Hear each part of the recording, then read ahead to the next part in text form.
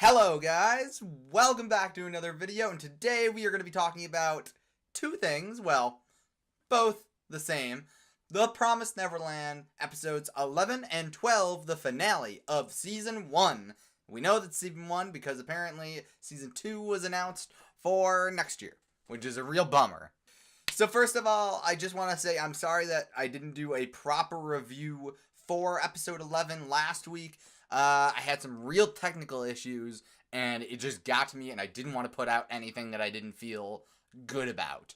So I'm just going to kind of cover it in a broad spectrum here, along with episode 12, and both episodes, crazy. I hope I'm not going to miss anything, because this has just been a nutso ride that's been going on here. So first of all, kids are real badasses. I don't care. They are so smart. Norman, Emma, and Ray are just the smartest people in the world. They are 11 and 12 years old, and they are just the smartest kids in the world.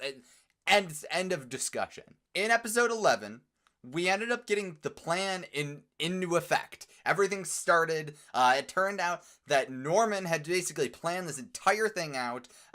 He realized a long time ago that their original plan of like getting out before like whatever November 8th or something like that was probably not going to work. And then on top of that, they had the whole incident with him getting shipped out, which, let me just say this, I don't believe it for a frickin' second. Again, I'm going to stick with that.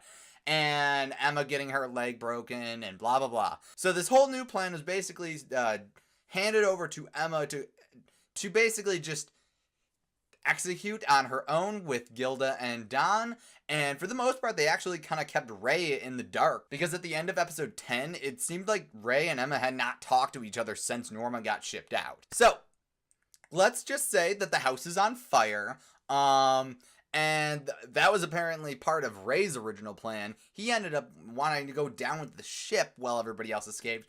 Emma wasn't having any of that, and I'm really glad because I really like Ray, and he's got even more secrets to unveil going forward. I'm gonna be really excited when everybody finds out his little secrets going forward. They trick Isabella into thinking that Ray is in the house while burning it down. Both him and Emma tear off their ears or cut their ears off to get rid of their trackers, which is really extreme. Which is really an extreme thing, but at the same time, they couldn't lead on that they were, like, trying to escape. Now, something that we learned in this finale episode is that all the kids, like, 4 and below had to stick around. They were too young to understand what was going on, and on top of that, they probably would have been a liability for them all. And we saw even the kids that were older and understood what was going on, they were still kind of scared in certain instances. So it was really for the best and for everybody's well-being just to leave the really young kids behind. However, all the kids 5 and up knew about the plan the entire time almost. They had overheard Emma and Norman basically having their little spat with Sister Crone, and they basically knew for a very long time, and the entire time that Ray at the very least thought that they were being secretly trained, they all knew that they were training, and they were just getting it done. These kids are super reliable. I don't care. I don't know what's going on. These kids are so smart. Obviously, they were raised well, I guess. As the house is burning down, Isabella is trying to get in contact with all of their HQ, and everybody's locking it down, and everything's going to hell. The kids end up getting up on top of the wall and running to a spot that had previously not been known. It turns out, so originally we as the audience were meant to know that, oh, the cleanest way to get across to the other side would be the bridge. However, security is going to get tight there, because especially now that Isabella has sent out her message that the kids are escaping. So Norman came up with a different plan, and it turns out that there was a spot that was not the bridge or any other spots around that they might be caught, that was close enough that they could probably get across via a zip line. And we get some good flashbacks of Don practicing some like zip tie like rope thing to get it across to trees so that they can just go down. And it was pretty scary, honestly. I was very, very concerned that either somebody would drop or the lines would get cut. I was afraid.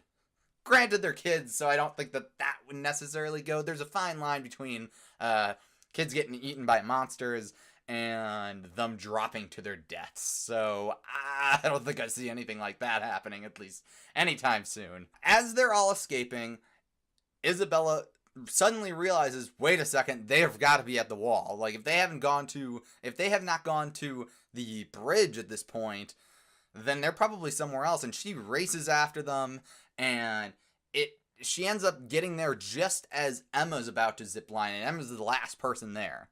And then we get some nice flashbacks of back when Isabella was younger and a child farm person, and we really start to see that maybe she's a bit more sympathetic herself, and maybe she has some disdain and hate towards the system itself herself. We see that she has a friend when she was younger, named Leslie, I believe, and I think that maybe Ray, and maybe just all three of them, Ray, Emma, and Norman, maybe reminded her of him, and it turned into basically just like, oh, well, she kind of has a soft spot for them, maybe because of that boy that she knew.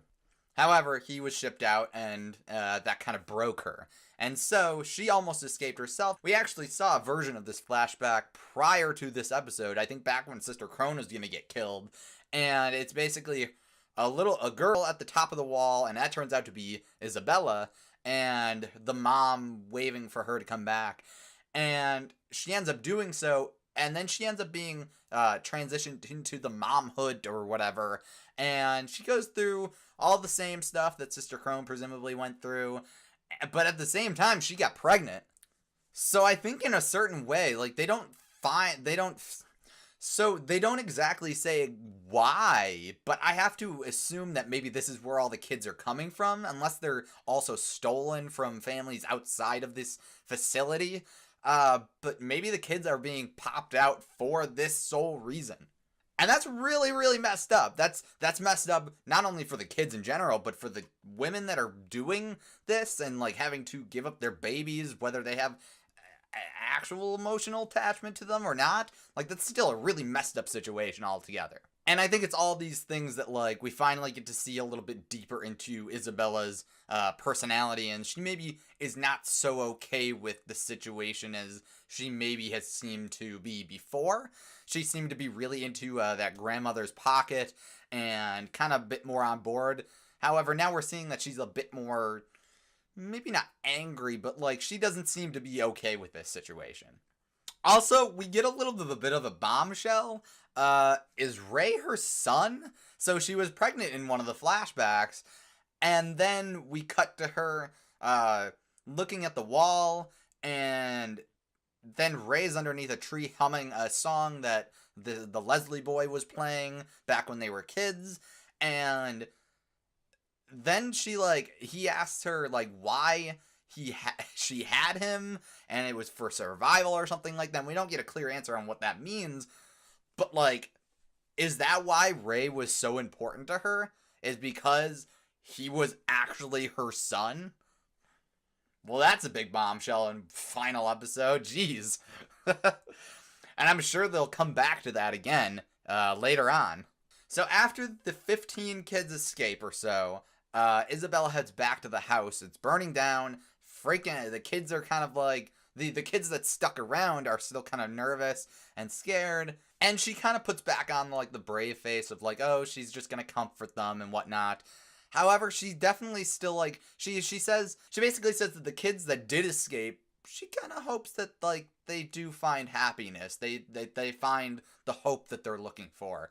And that, again, kind of reaffirms that maybe she's not super down with this system. Something that I don't want to forget about, though, is that Emma apparently made a deal about leaving the kids, and that without the, like, upper echelon of the kids, like, obviously her and Ray, and then the older kids who would have been shipped out much earlier than all the younger kids, the process of being shipped out is going to slow down significantly. So that'll save all the younger kids some real time. And she only told Phil, which is the really young kid, the kid that was actually at the end of episode 11, that I originally thought what? How can we, like, how can this kid still be there? But it turns out that he's the only one under 5 that knows about what's going on, and he had an inkling himself that something was weird. So he's the one that's kind of holding the fort down until Emma and Ray and all the other kids can come back before 2 years or so, when they predict the next shipment will probably happen. Now, again, before I go, I want to say, I don't think that Norman's dead. I think he is very much alive. I think they would have shown him if he was going to die. Emma and Ray were kind of like hallucinating and seeing him, and I think there's going to be a moment later down the line when they finally see him again for real, but then they think that maybe they're hallucinating, and it turns out, oh wait, it's really him, and that's going to be a huge, nice surprise and a nice reunion. But I definitely don't think he's dead. I think he's got a bigger role to play, and I'm super excited. This entire series has caught me off guard entirely. I am so happy I finally watched this, at least. Now I'm going to have a real problem, though, because the next season probably won't come until next year. Do I start reading the manga? I don't know what to do about this. I am just so excited. I love The Promised Neverland. I love it, I love it, I love it. No freaking way is there, like, another thriller that I can think of right now that, like, is just this good. But yeah, I enjoyed this season. 12 episodes went by too quickly. I had been stuck at home with a broken foot, and this has basically been what I've been doing. So I've been really enjoying my time with this. Alright guys, well that's all my thoughts on the subject. I loved these last 2 episodes. I loved the entire season. It was awesome. Balls to the walls. Amazing. Let me know what you guys think down below in the comment section. I enjoyed this so much. If you enjoyed this video, make sure to leave a like. I would greatly appreciate it. It lets me know that you're enjoying everything I have to say, or at least some of the stuff that I have to say.